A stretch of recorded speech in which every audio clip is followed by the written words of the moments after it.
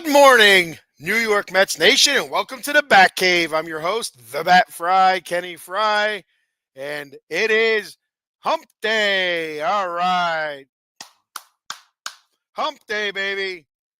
You know what day it is. We love Wednesdays. I'd like to apologize first. I haven't been on the last couple of weeks. I've been sick. I was sick about 2 weeks ago. Uh, the chills, all that good stuff. The wintertime stuff they usually get that goes around. And after I got over that, it was only a couple days. I was feeling pretty good. I was going to go on live at the end of the week a couple weeks ago, and then I got a sore throat, and I just could not talk. I couldn't talk. Just constant coughing. I had no voice, and that went on for quite a while. And I'm still actually dealing with the side effects from that. Every once in a while, I get a little bit of a frog in my throat there, or whatever you want to call it. I wonder where that term came from, that expression. But anyway, like that. So I'm still pushing through it, and every once in a while I'll have a coughing fit and a little bit of a tickle, and I just it's been a struggle. I did a podcast yesterday, Silver and Black Layer Raiders, and it was a disaster. It was a disaster. Just coughing, the scratchy throat, and I'm just thinking about it, and I couldn't remember what the hell I wanted to say half the time. It was a disaster. It really was. It was a shitty show.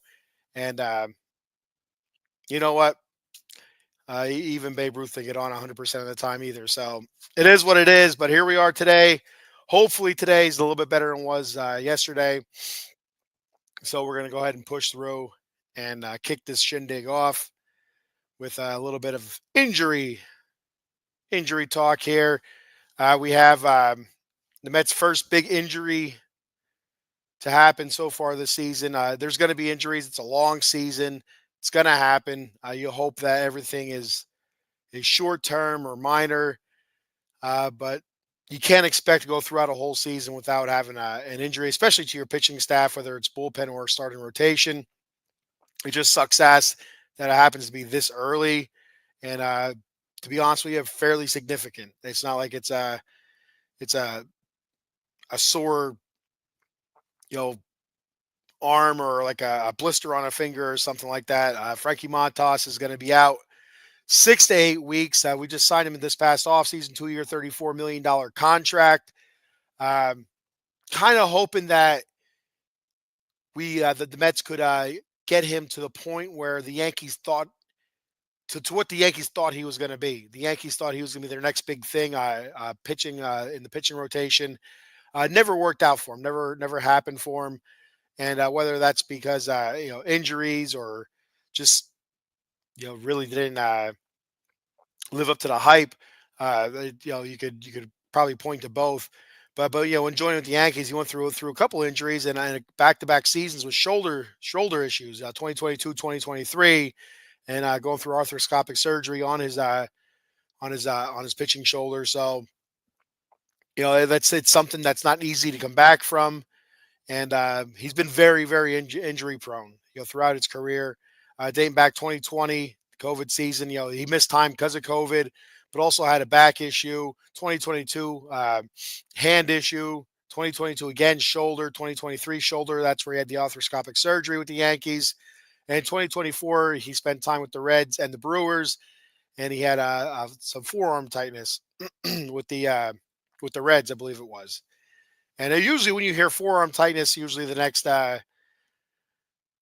he goes out there, a pitcher goes out there, it's a short appearance, and the next update you hear is Tommy John. But that didn't happen, so hopefully it's nothing like that. But he has a high grade lat strain, so his lat is strained to the highest grade, very high grade. He got an A plus on his lat strain. He's going to get a PRP injection to kind of relieve that a little bit, but it's going to be 6 to 8 weeks. And there's no spring training for him.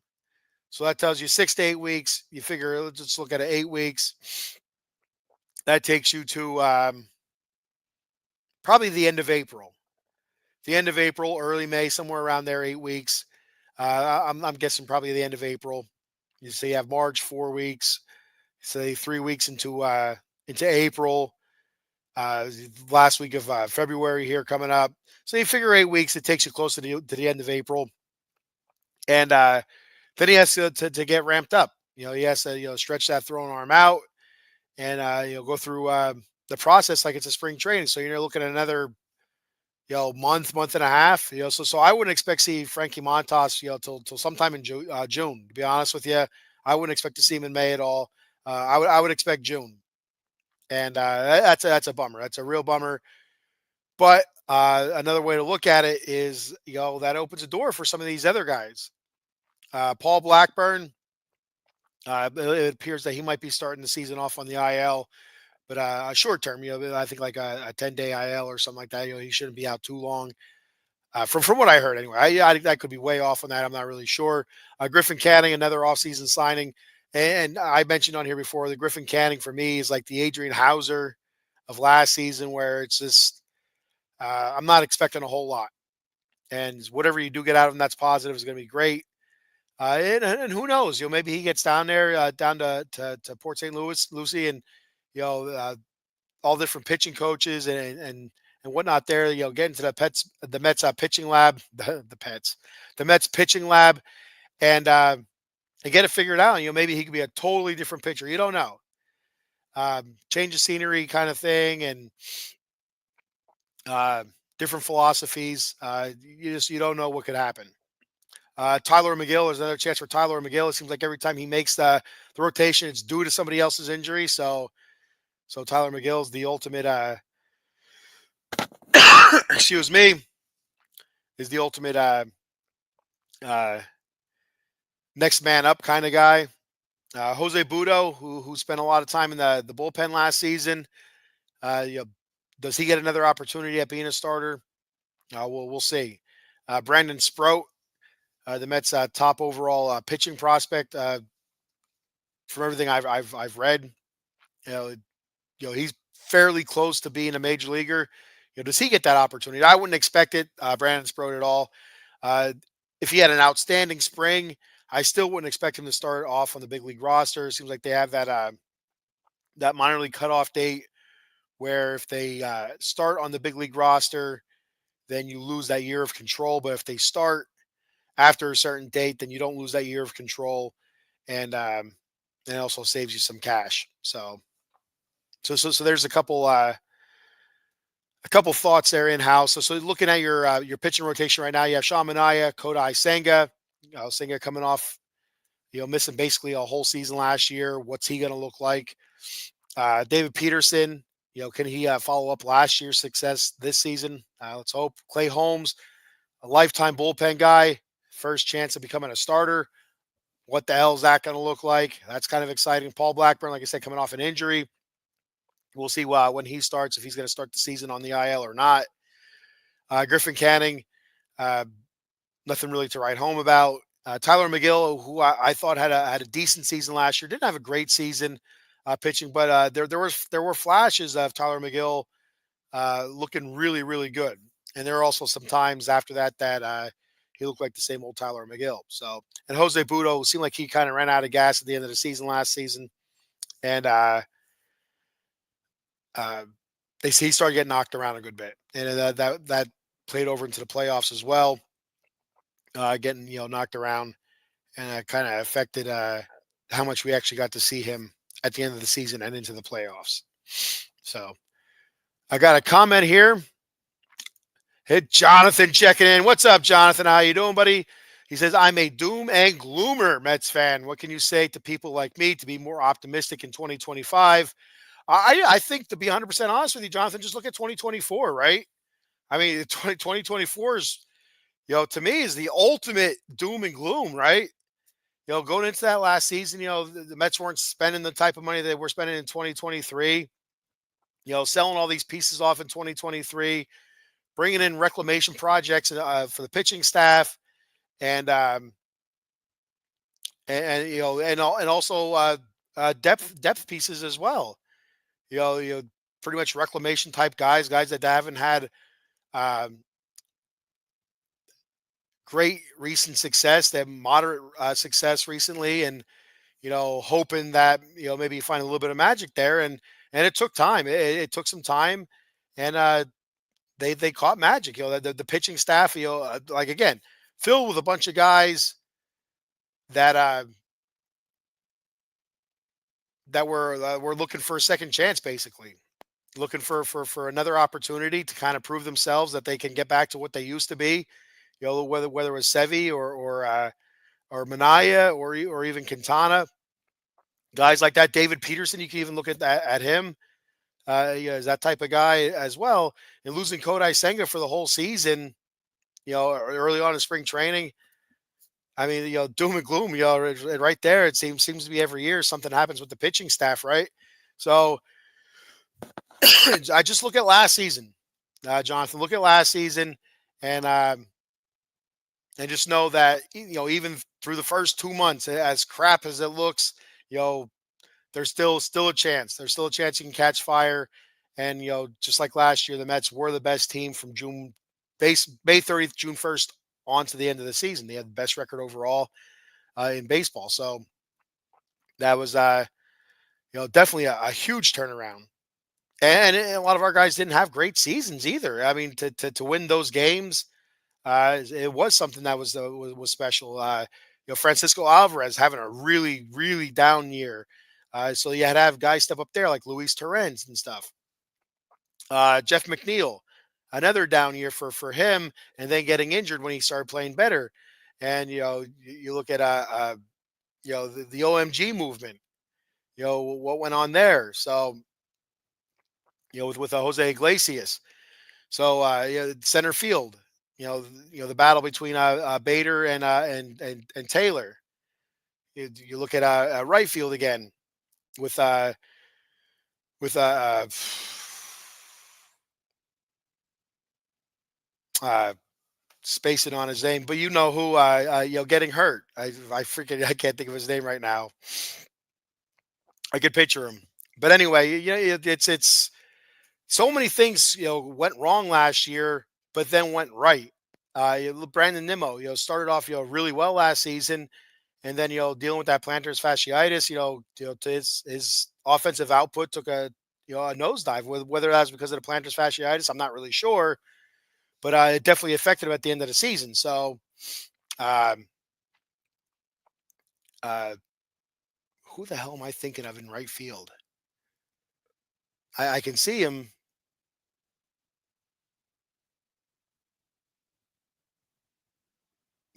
It's killing me. But anyway, it's injuries happen.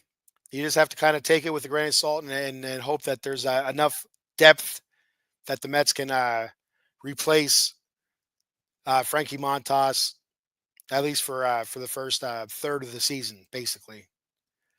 He said, I've been a Mets fan since '84. The Mets twice had back-to-back playoff appearances in our history, 99 and 2000, 15 and 16. Well, hopefully it's 24 and 25. Hopefully. Um, and I've been a Mets fan basically since, you have to figure probably like 90. Me being born in 1980, I didn't, I was alive when the Mets won the '86 World Series, but I wasn't a Mets fan. I didn't watch baseball. I didn't really. I was playing with my He-Man figurines and pretending I was a Thundercat. So, then 1990, so really started getting into sports. Really liking all kinds of sports, loving baseball. Becoming a Mets fan. My grandfather was a Mets fan, and became a big Hojo fan. I really liked Hojo, Howard Johnson, and then that bled into Todd Hundley, then David Wright, and so on and so on. So yeah, so I mean, there hasn't been a whole lot of success, and I guess the way you can look at it, 99, 2000, there was a World Series appearance there, right? 2000, 15 and 16, there was a World Series appearance. What year was it? Was that 15? I think it was. Against KC, both losses to the Yankees and to the Royals.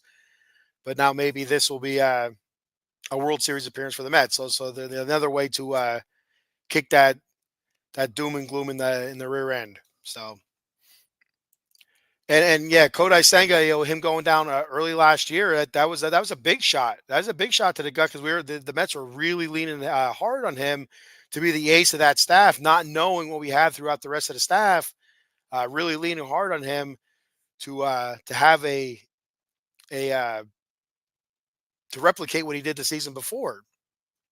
Where he was phenomenal after some early on struggles, getting it figured out and going to the 6-man rotation and making sure he gets enough time off in between starts. It really turned it around last year or back in 2023. Then losing him for the whole season, basically, where he came back for that one game against the Braves, pitched phenomenal for almost 6 innings. I think it was a 5 1/3 or 5 2/3 or whatever it was. It looked great, and then a calf strain. And then he's not back until playoffs, and pitching against the Phillies for that 1 inning, uh, a rough start, but finished strong, and then pitching against the Dodgers, not so good. Just lost, didn't have the command. So, but besides that, basically it was a lost season last year for Kodai Senga. So hopefully he comes back to what he was in 2023, and that's the best you can do. That's the best you can do is just hope. And so if there is nobody in house, you could always look outside as well. There was flirtations with Luis Castillo from the Mariners. There were flirtations with the Dylan Cease trade from San Diego. So I don't know if that stuff is still on the table or not. Um, what it would take to get those done, I'm not really sure. And again, this isn't a whole season thing for Frankie Montas either. It's just it's a temporary, the third of the season, which is a long time, but you know, it's you just got to find I feel like a temporary fix. Unless they're really concerned about his injury history and then this injury in particular. Uh, I feel like if they do go out and make a trade for somebody like Luis Castillo or Dylan Cease, that tells me they're a lot more worried about Frankie Montas's injury than 6 to 8 weeks. That tells me they're very worried about it. Um, and also looking at free agents yet, there's still Jose Quintana out there. Very familiar with Jose Quintana. He pitched phenomenal last year after some struggles early on, like most of the Mets, and was phenomenal second half of the season, and pitched really really good in the playoffs as well. So Jose Quintana's out there, and maybe you can throw him a bone. Throw 1 year deal maybe. The only problem with that is where we're at with the Steve Cohen tax. So you bring him in for let's say $16 million or whatever. I don't know. I'm just throwing a price out there for $16 million. For every dollar spent, I think it was 110% tax or whatever. So I mean that turns into what 30. I don't know. I don't do math. Let's just say $35 million. I don't know. I don't know exactly what it is. Uh, Math was not my strong suit in school. Strong suit was lunch. Lunch was my strong suit in school, and I did that very well. I did lunch well.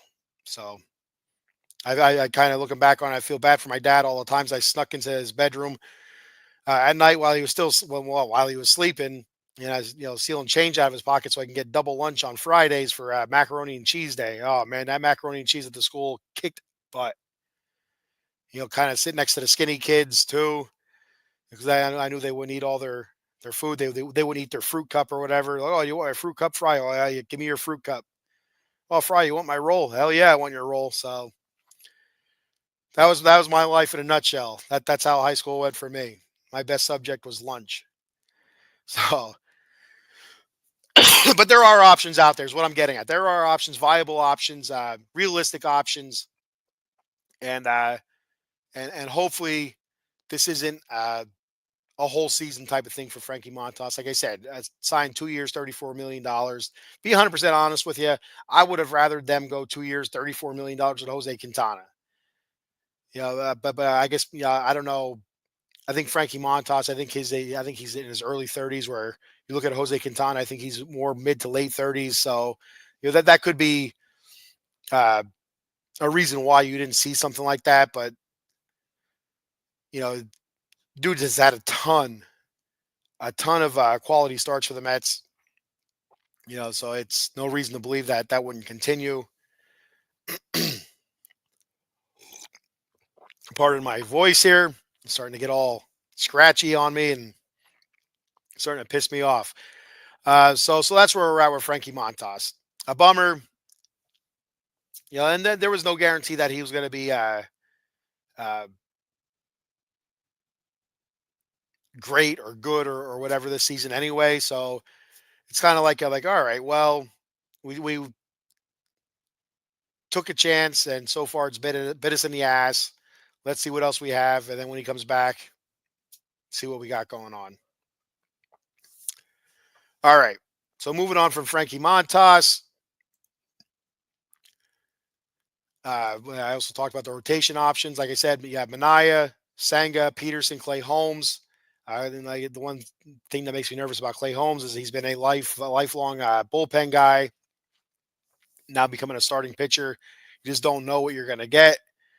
Um, we've seen recent success in the major leagues with other pitchers that were relief pitchers becoming starters. Trevor Williams, former Met. Uh, excuse me. Um, Another former Met whose name escapes me again. He was pitcher for the Royals. He had a great season last year. I believe he got some Cy Young votes as well. The hell was his name? Uh, it doesn't matter. Yeah, I'm going to get alpha brain one of these days. I don't know if you ever watched Joe Rogan. Listen to his podcast or watch him on social media or YouTube or whatever, where he'll plug Alpha Brain. One of these days, I'm going to get Alpha Brain. I'm going to be like the smartest man alive. Unbelievable. Jonathan said Stephen Cohen said he will use AI to help with pitching and batting development. How can Mets push the envelope before it's considered cheating? Uh, I mean, the development's development. I mean, I don't know how you can look at any kind of development that's not chemically enhanced uh, as uh, as on the edge of cheating. I mean, it's AI is a tool. It's a tool out there for everybody to use, and I mean, as long as you're not using AI to to cheat, during games or whatever. I mean, I don't know what the hell the the extensiveness that AI has. Like, I don't know what kind of reach. I mean, I've seen a lot of AI videos online where, I mean, clearly it's AI. I mean, stuff doesn't match up, or I see a lot of times, AI generated Simpsons characters if they were real people, and I'm looking, I'm like, Jesus Christ, the guy's arm is on backwards. So I mean, I don't know what the extensiveness of AI is. Um, how exact it can be, but it's a tool. It's a tool that's available to everybody, and it's not chemically enhancing. It's just it's a developmental tool. To me, I would say no different than a batting tee or watching film. So AI powered sign stealing. I see that's when it would become cheating, when you're using it to bang on garbage cans or whatever, or who was it? Was it the Red Sox that had the something with the watches or cell phones or something? I don't remember what it was exactly, but uh, and that is something, as technology advances. That is something that is a concern for any sports league. To be honest with you, any sports league, as technology advances, and it's who knows, who's bugging who's locker room, or who knows, high powered, uh I don't want to say binoculars, high powered, I guess binoculars or telescope, or not even telescope. I don't know what, where you can see something far away, like super close up, like a coach is you know drawing plays up, and you're able to see it through a lens, and relay that to your coach, through one of those fancy tablets or iPads they have on the sidelines. With baseball, you see the pitchers a lot of times, covering their mouths up or whatever. Who knows, if you have like a you know Jesus, like under the mound, like some sort of high powered microphone or something like that, like professional wrestling where they have the microphones under the rings to enhance the sound and the noise to kind of make the impact sound greater than it actually is. Stuff like that. So who knows? Who knows? In the mound itself, high powered microphones or something. Um, but yeah, it's technology's out there for it now. I mean, even without AI, there's ways to do stuff to cheat and and whatnot. For me, the sign stealing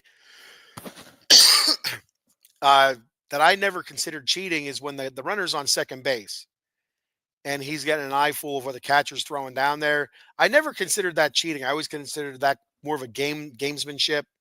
But when you're getting into intricate, like using electronics or using uh, somebody out in center field that's in the bullpen or whatever, catching catcher signs or signs from a coach, and then relaying it to another player through you know banging on a garbage can or a drum or whatever, or a series of taps or Morse code or whatever the hell.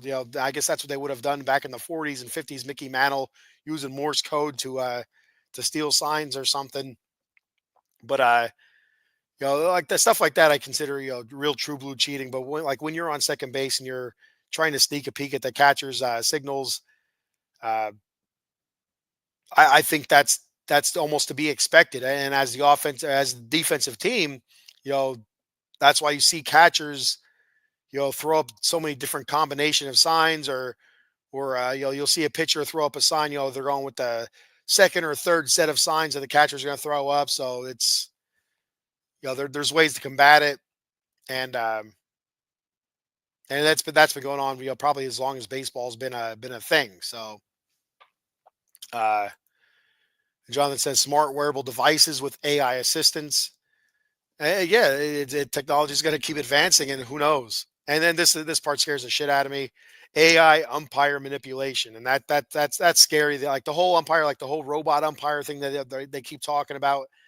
I mean, as frustrating as umpires can be, uh, baseball's not easy. Yeah, I feel like the NFL, basketball, um, hockey. I feel like for referees, they're probably a lot easier to call than what baseball is. For an umpire. I mean, like just having a ball hit at you, as a third base umpire, that's umping down the line, to have a ball hit at you at 120 mile an hour, or 100, well, maybe not 120, 110 mile an hour, or whatever, what have you, coming at you, you're jumping out of the way, and you're still expected to follow that ball, make sure it lands.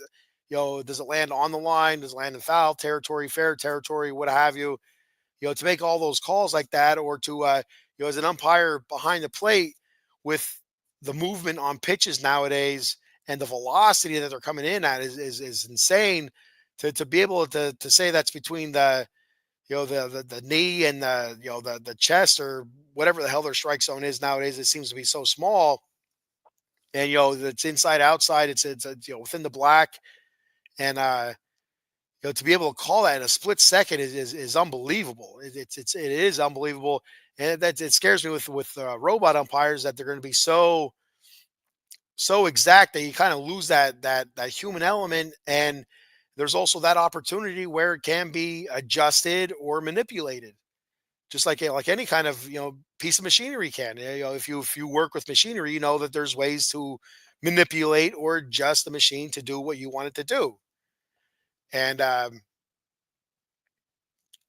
then upkeep and stuff like that. So that stuff makes me really nervous about the robot umpires, or the whatever they plan on doing or looking to do. So I'm not a big fan of that. And that's something I've talked about on here before, about not being a big fan of the robot umpires. And I just think it's too far. I like the human element with the umpire. Again, it is frustrating, and that's why we have challenges. So excuse me one second. All right. So Pete Alonso had his first presser since re-signing with the Mets.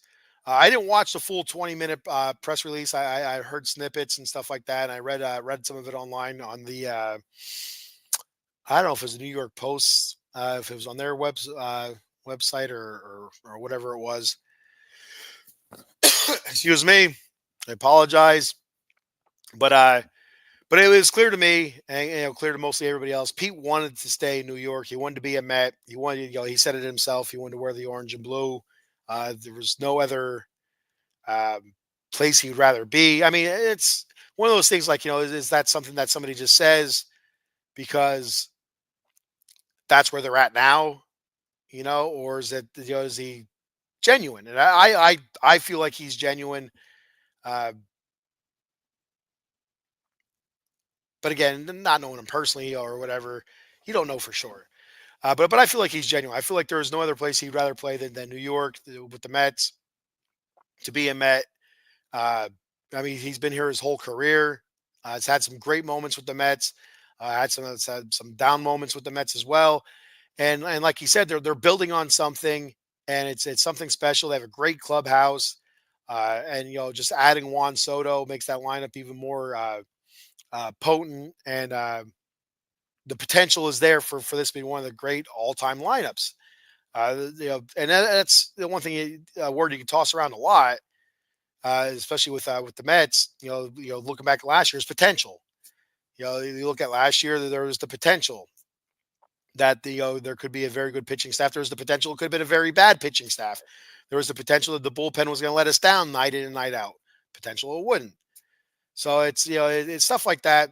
Potential is such a word that's used very loosely, and I myself I use it. I must have used that I think 50 times so far this episode, and I don't think I've ever said potential more in my life. Uh, so, but there's the potential that it could be a fantastic lineup, maybe one of the best lineups in Mets history. Uh, but again, they got to play the game, got to stay healthy. Uh, Pete also said it was a special place and special because of all the people. Again, referring back to the clubhouse, front offices, and what have you, coaching staff. He's looking forward also to breaking the home run record. That was a question that was asked of him, and obviously he's looking forward to breaking it. It would have been something if he was dead ass serious. Says no, I didn't think about that at all. I mean, he did basically say that. No, that thought hasn't crossed my mind, but he was joking. Started laughing and stuff. Like everybody started laughing. But if he was deadpan serious, I think that would have been funnier. To be honest with you, that would have that would have been a kicker. Because the man is you know has called himself the best home run hitter in baseball, and his Super Bowl is the home run derby. So the man likes to hit the long ball.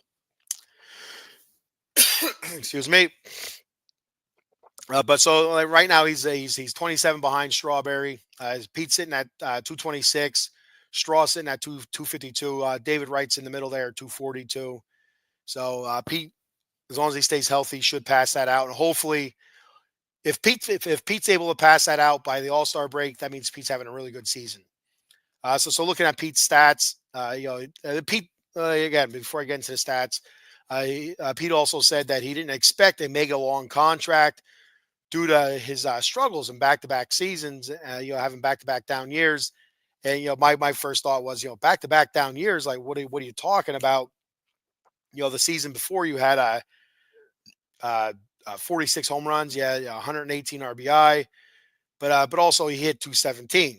And for a guy, hit I think 261. I think the year before in 2022, his rookie season, I think he was at 269 or 270. The only season that he's had where he hit lower than 260 before 2023 was the COVID season. So 2019 he hit over 260, 2021 over 260, 2022 over 260, and now the last two seasons has been down, batting average wise, and slowly, from 23 to 24, he's kind of crept up a little bit. He had 217 in 23, 240 in 24. On base percentage in 23, 318, 329 in 24. He had more walks in 2024. He also had played more games, so he had more at bats. But his on base percentage was down. or his slugging percentage was down. I'm sorry, his slug was down. So fairly significant. He slugged for 504 in 2023 and 459 in 2024, which led to a lower OPS. And before 2022 or before 2023, he didn't have an OPS anywhere any lower than I think it was 870. In 2023, his OPS was 821, and in 2024 it was 788. So that's a hell of a decline there. So hopefully he can turn it around, relax at the plate a little bit, and start doing what we've seen him do in the past. In 19, 21, and 22 is take that outside pitch to right field, and take the hits, take the singles and take the doubles, and start using that opposite field power, and I think we'll see the old Pete again. So, but I thought it was fairly interesting saying that he didn't expect a mega long deal due to his back to back down years. So again, it was a 20-minute press conference. I didn't watch all of it. I do know that they asked him about if he regretted not taking the long term deal that the Mets offered him in 2023, and yeah, I think it was 2023. And him basically saying, he's bet on himself his whole life. Whether it was high school, college, minor leagues, major leagues, he's always bet on himself. And he's going to continue to bet on himself, and that's that every athlete is probably going to say that. So if I was Pete, I'd bet on myself too. I'm not Pete. I do not bet on myself. So I do not like to lose, and I lose a lot. So all right. So moving on from there, we had Steve Cohen talking with Howie Rose on the Mets podcast, and again, it basically just talking about uh, the contract talks with Pete, how he felt they went, and his frustrations with it, and what basically was the breaking point. We got Jonathan commenting here. He said, "I'm happy Pete Alonso is back, but why can't he lose some weight and get better?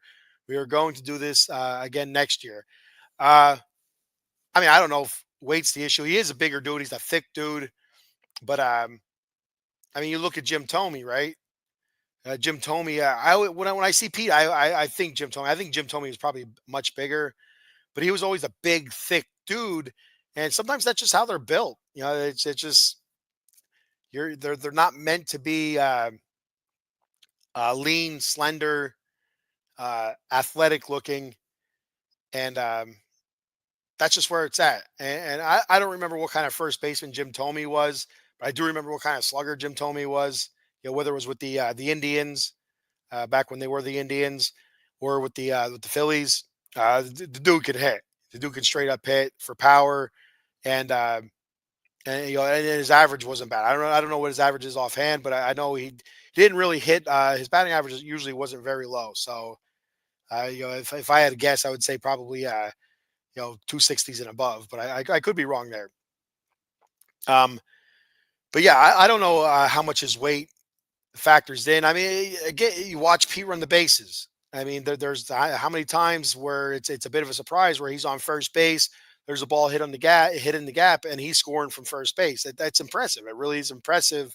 You don't look at Pete and think of speedster, but it seems like he runs well. He runs the bases well, and he's durable. You know, played 162 last year, 154 the year before, and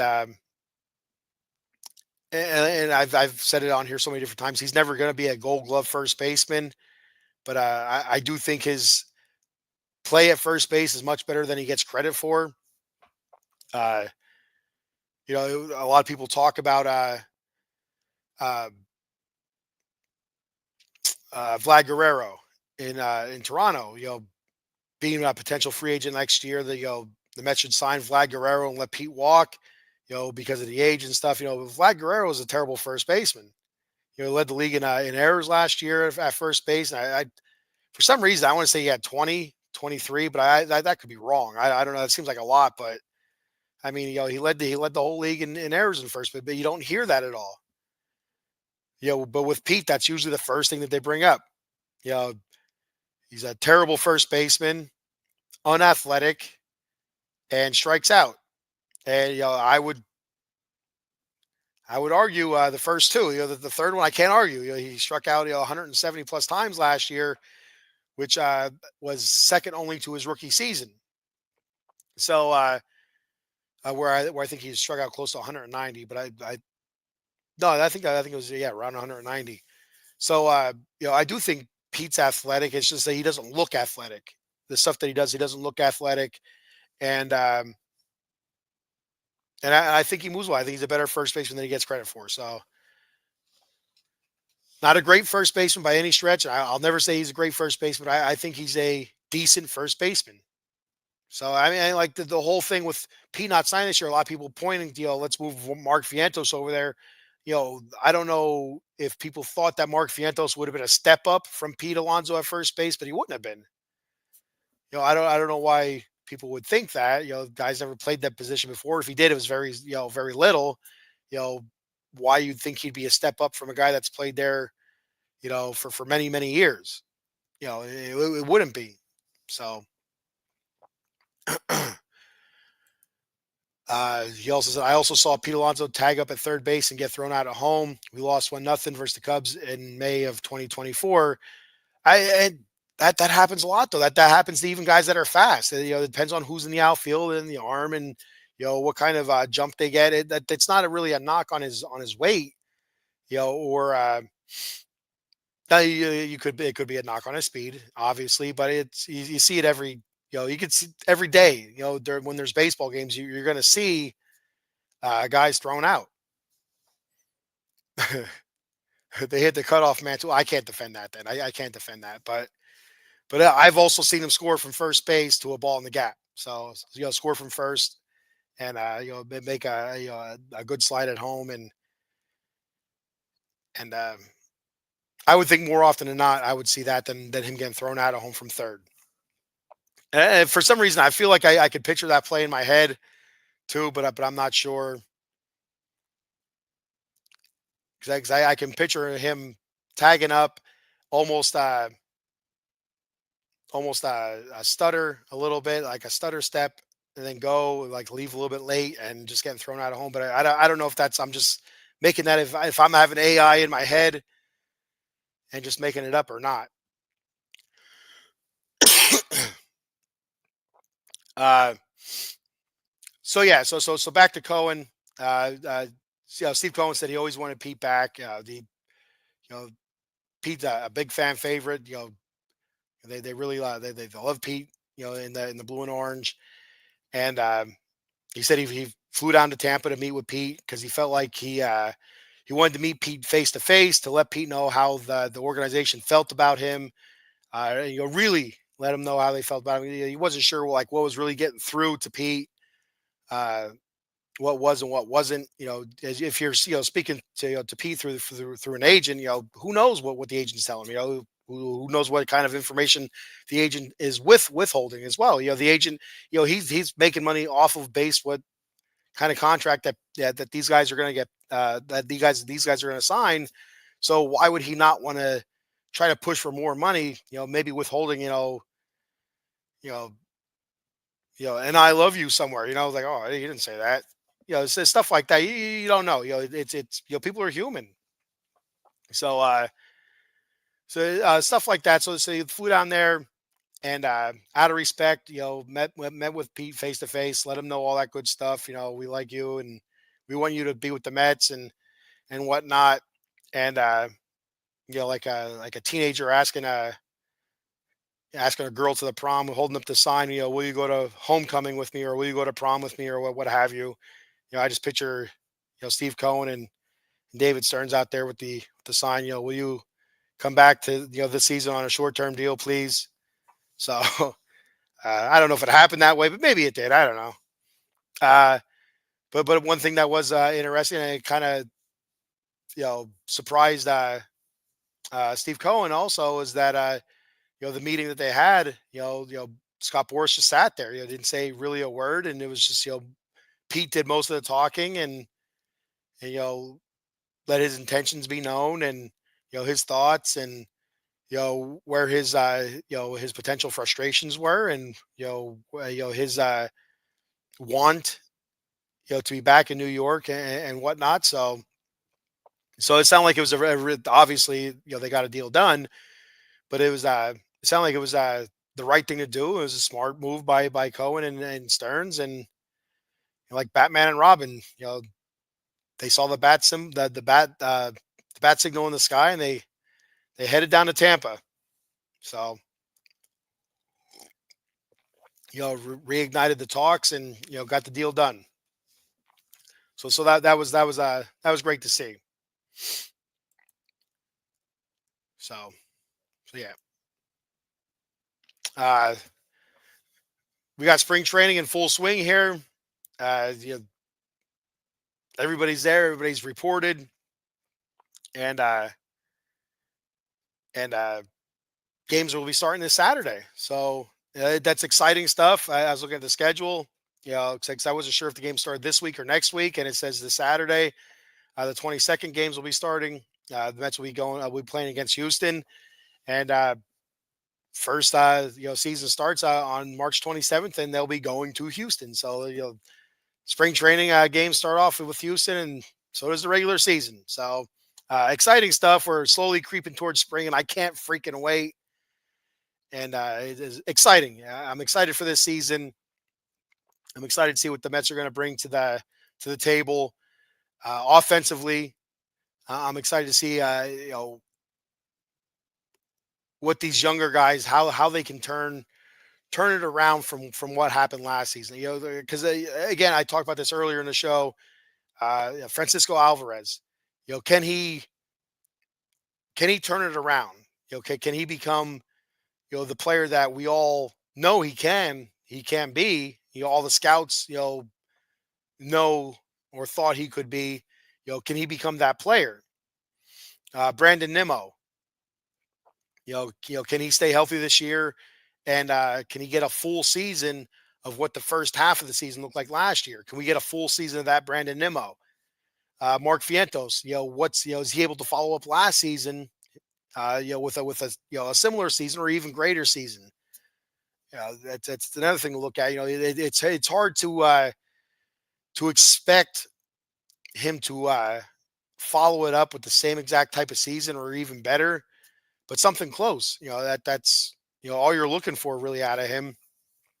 And that'll let you know that we really have something cooking here with him because it's so hard to determine how a career is gonna lay out after just one season. It's Mark Vientos looked great last season. He was clutch. He was awesome. But how does he follow that up? If he can get back to back seasons of kickassery, you know, I feel like there's gonna be many years of some great Mark Vientos moments. So excited for that. Uh, Jeff McNeil down here is he gonna be able to bounce back? If not, time to move on from Jeff McNeil. Perhaps I know a lot of fans lean that way. Um, myself, depends on which way the wind's blowing. There's some days where I'm like, yeah, I'm ready to move on from Jeff McNeil. Then there's days I'm like, you know what, there is that batting champ that's still in there. It's still in there somewhere. Just gotta get it out. And the Mets owe him a lot of money yet. So, but we have a lot of young guys, you know, pushing to come up. Chet Williams, Luis Angel Acuna, Ronnie Mauricio. When is he going to be available? Uh, you know, even for the minor leagues, is he? I assume he's going to start in AAA.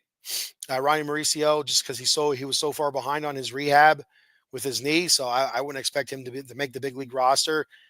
And so my eyes look at Luis Angel Acuna, Brett Beatty, and Jet Williams. I feel like one of those guys are going to make the big league roster, at least one of them. And which one is it going to be? I'm excited to see. It's going to be one of them. I have no doubt. I know. Jose Iglesias. He did an interview with. I feel it was a New York Post. I can't remember who it was exactly. And expressing his desire and want to return to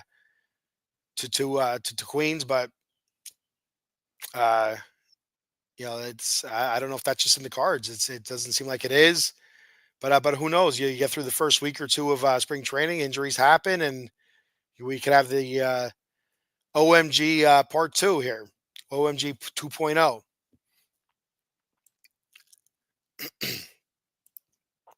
Jonathan says, I'm not happy about Jose Siri, his antics, too childish. I don't know a whole lot about Jose Siri, to be honest with you, Jonathan. I know, besides stats wise, got pop, but besides that, not a whole lot else. I believe I read he's a really good center fielder, so there's that. But me personally, I would have rather them gone young. You have Tyrone Taylor out there. Stick with him, and then bring up a young guy to kind of, and eventually, throughout the season, hopefully that younger guy takes that job away from Tyrone Taylor, and that's what we have. But instead we want a Jose Siri, and it is what it is. I know he had 32 home runs I think last season, but yeah, I think he also hit like 201 or 190 or something. I don't know what the hell it was, but it was bad. It wasn't very good. Excuse me.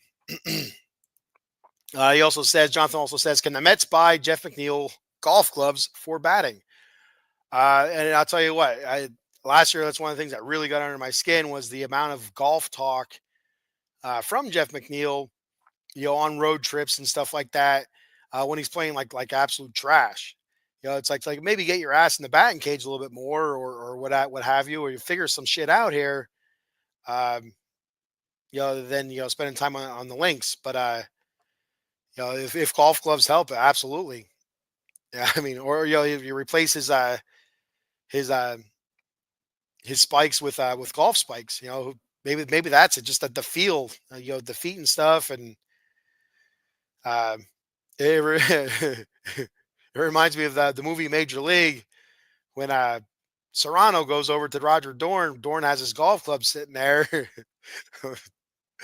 Oh, the movie kills me, and he takes off one of the covers off the golf club, and Dorn asks him what his handicap is, and yo, and he goes, hats for bats, keep bats warm.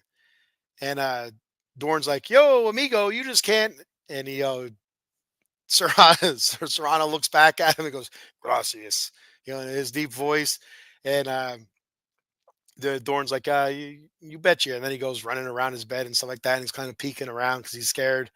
Hilarious. What a great movie, man. I just love that movie. And part two. I thought part two was really good. Back to the Minors. That was part three. That one sucked ass. I think I only seen it once. I didn't dig it. Scott Bakula and stuff like that. I think Dorn was in that movie as well. But part one was phenomenal. Part two was decent as well. But uh, but yeah, it's that whole the golf thing. Maybe that's what it is. Maybe get some of those golf slip covers that go over the golf heads. Maybe throw a couple of them on his bats, and maybe some golf shoes and golf gloves, and Jeff McNeil's swatting the ball all over the place again. Who knows? If that's what it takes, that's what it takes. I'm down for it. Hats for bats. What's your handicap? Keep bats warm. That's fantastic. All right, so that's all I have for today. Real quick before I get out of here, I got a couple things for you. Um, if you want to help me out, I appreciate it very much. If not, no big deal. But check out a great product from Dubby Energy Drink at www.dubby.gg. Use my promo code The Batcave. It's all one word for 10% off your order. It's a jitterless energy drink made from coffee fruit extract, all natural flavors, no food colorings or anything like that added to it. Currently, right now, I'm drinking the dragon fruit strawberry lemonade mix. And so you hear those flavors, you'd imagine it's probably going to be red, right? No, it's not. It's a white from the powder, and that's it. There's no artificial coloring to it or anything like that. So none of that nasty stuff you're putting in your body. If you're going to put artificial coloring in your body, make sure it's like from a cookie or a candy bar or something. That's where I go with. So I'm not one to stray away from artificial colorings or food additives or anything like that, but W Energy drink, that they stray away from it, and they make a hell of a product. I dig it. I drink it. I use that. Basically, I use that as a dietary supplement as well. I've been on a weight loss thing here, trying to push towards 100 pounds lost by March. So I'm almost there. I'm about 6 pounds away, but I've been struggling. So I've been using it as a dietary supplement. So when I'm hungry, usually early evening before dinner time, I'll have one of the W Energy drinks. Again, it's jitterless, and it also fills me up a little bit. So I use it like that. And the instructions on the back do say that it is a dietary supplement. So there we go. But yeah, try it out. If you're not sure, you're like, I don't know if I want to buy a full tub for whatever. I think they're like 30 or 40 bucks. They have sampler packs for much cheaper. You can get a shaker with it, and I highly recommend it. They also have hydro packs for hydration and stuff like that. So if you're not a big fan of Gatorade or Powerade or any of those other aids, check out Dubby's hydro packs, hydration packs. They're really good. Also, I bought a sampler pack of that and a shaker, and I thought they were phenomenal. So good stuff there.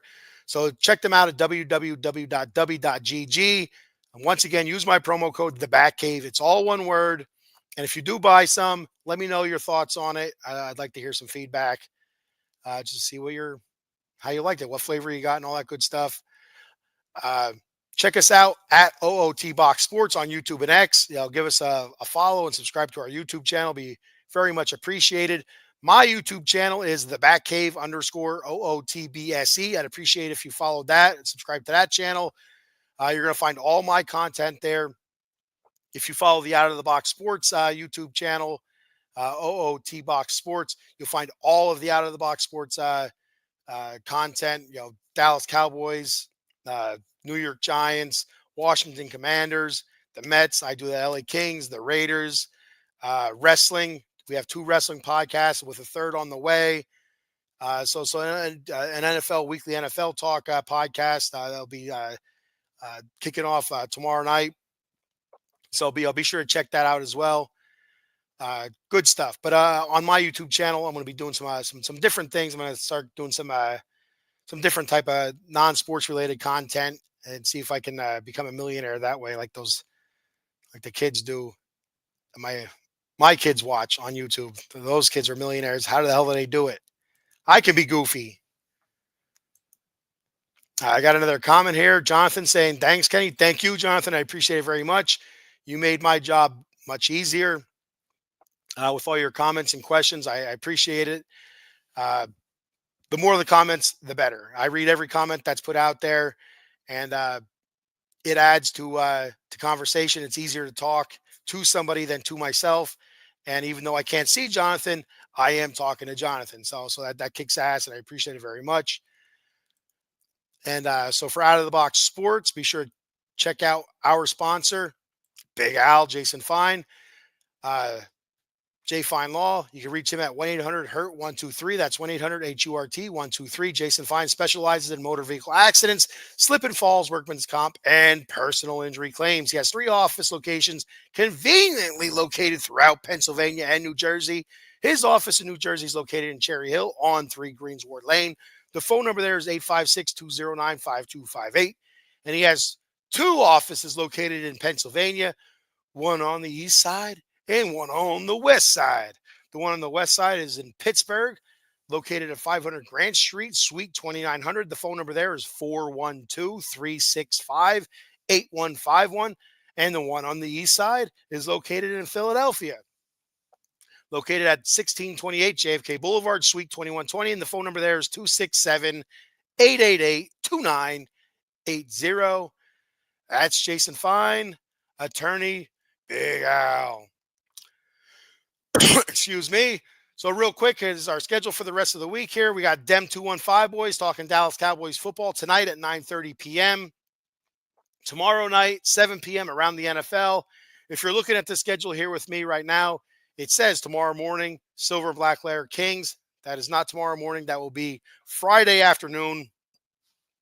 I will have special guest with me, Connor Doyle, co-editor of the hockey news, LA Kings.